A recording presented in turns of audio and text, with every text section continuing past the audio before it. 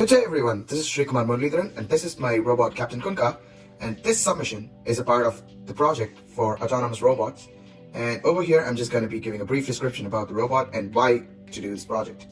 So the global pandemic COVID-19 shook the world and brought it to a standstill. Its effect on daily life has been widely documented, people accepting the new norm to stay home in fear of catching the deadly virus. In spite of the efforts taken by the governments, the virus reigns supreme. Well, till a few months back.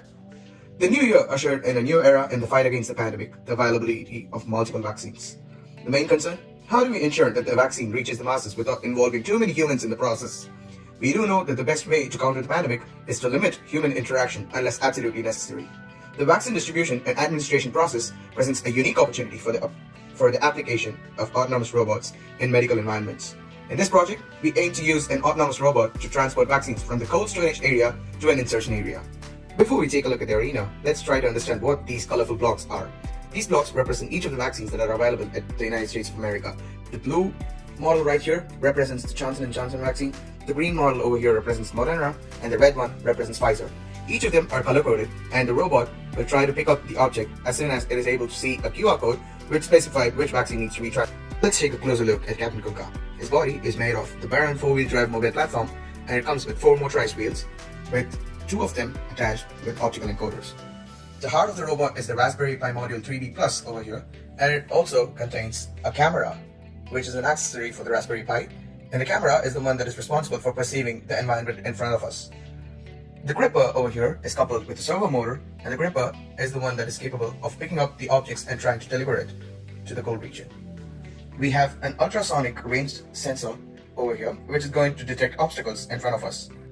We now have an IMU that is connected to an Arduino Nano, subsequently connected to the Raspberry Pi. The IMU is responsible for giving us the readings of the robot's orientation at a particular run. With this information, we can calculate the goal state at which the robot has to move when it's moving in a straight line, and the current angle at which the robot is headed in that direction. And using this information, we can calculate the error in the actual readings and try to fit in a proportionality controller so that we can make sure that the robot moves in a straight line. Over here, we have an hitch bridge, which is actually a motor driver, which is responsible for powering the 4 wheels over here. Also, we have a safety switch that is enabled over here just to make sure that the robot does not go astray and the robot is capable of stopping when we need it. Basically, that's a kill switch. Let's take a look at the arena. The arena is a 12 feet by 12 feet space for carrying the vaccine from the cold storage area to an insertion point right here. Initially, the vaccines are kept at the cold storage area, and the robot is given information about which vaccine needs to be transported from here to the cold region. Once the robot receives a QR code, it goes to pick on the vaccine from the cold storage area and traverses the map to reach the cold region. As you can see, there are certain waypoints for the robot to travel through. The first waypoint is that after picking up the vaccine, the robot comes to the start position, turns 180 degrees, and then proceeds forward till it reaches this particular QR code. It scans the QR code, learns that it has to turn left, and then follows the path to the cold region. Once it scans the secondary QR code over here, it waits for a person to show their face so that by facial recognition, it'll understand that the robot has to drop the object over here. And then it takes a 180 turn and goes back and then views this particular arrow and localizes itself and turns right to proceed towards the starting point. And this cycle continues till all the 3 vaccines have been transported safely from the cold storage area to the insertion region. Obviously, since this is a dynamic environment, there are going to be obstacles along the path. And there's an obstacle right here, which is going to obstruct the robot movement from starting to the cold insertion point diagonally, which is still possible. That is the shortest possible path. But then to prevent that, we have kept an obstacle over here. Also, the robot is capable of detecting dynamic obstacles, like a human presence over there, and it'll stop before the human moves, so that it has to avoid the obstacle.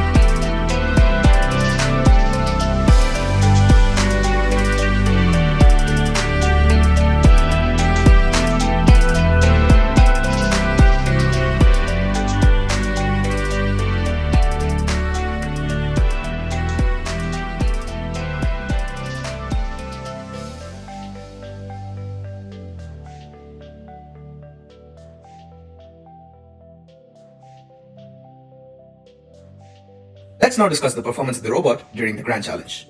The robot was perfectly capable of picking up the objects and placing it inside the insertion area. The graphs shown above were for individual models, and we tried to come up with the unique trajectory for each of the parts. During the grand challenge, the robot managed to pick up 2 out of the 3 objects. It actually pushed over the Johnson & Johnson vaccine, but the distance estimation was done perfectly, as can be seen from the bounding box around the blue model. However, these sort of things happen. Also, the other 2 vials were placed just outside the insertion area. This was possibly due to a small incremental error with respect to the initial left turn it took after facing the QR code.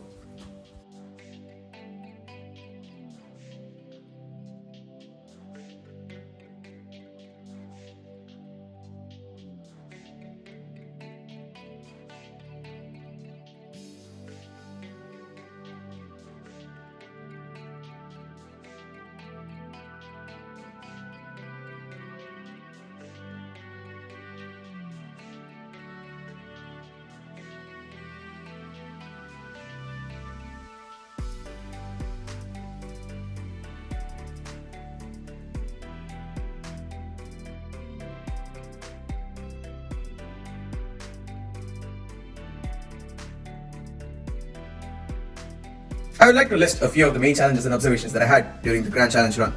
The first being, batteries severely impact the performance of the robot. Very fresh batteries sometimes make the robot behave weirdly. However, after a couple of trial runs, the robot is in prime running condition. Also, while doing a task continuously for a time period of say 8 to 9 minutes, the motor driver tends to get heated up and the performance of the robot slightly deteriorates. The second point, the performance of the robot is inversely proportional to the number of delays and sleep cycles present inside the code. I successfully overcame these inhibitions by implementing the concept of multi-threading. The IMU values and the encoder values were obtained from a separate thread rather than while performing an action. The main advantage of a thread is that calculations happen parallelly while not impacting the flow of our code. The third main observation was that lighting conditions heavily impact the HSV values for our models. Luckily, I had experimented a lot with the HSV values for each of the models under different lighting conditions to perfectly estimate the size of the model to calculate the distance to the object.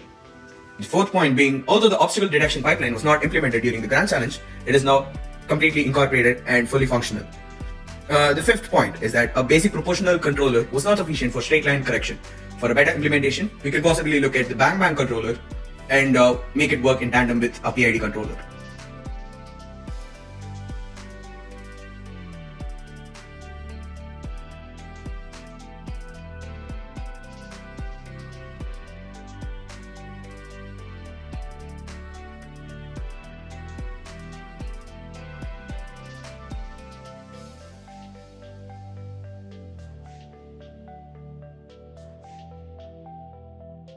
That brings us to the end of the project. You can find the link to the GitHub repository in the description. Thank you. Bye.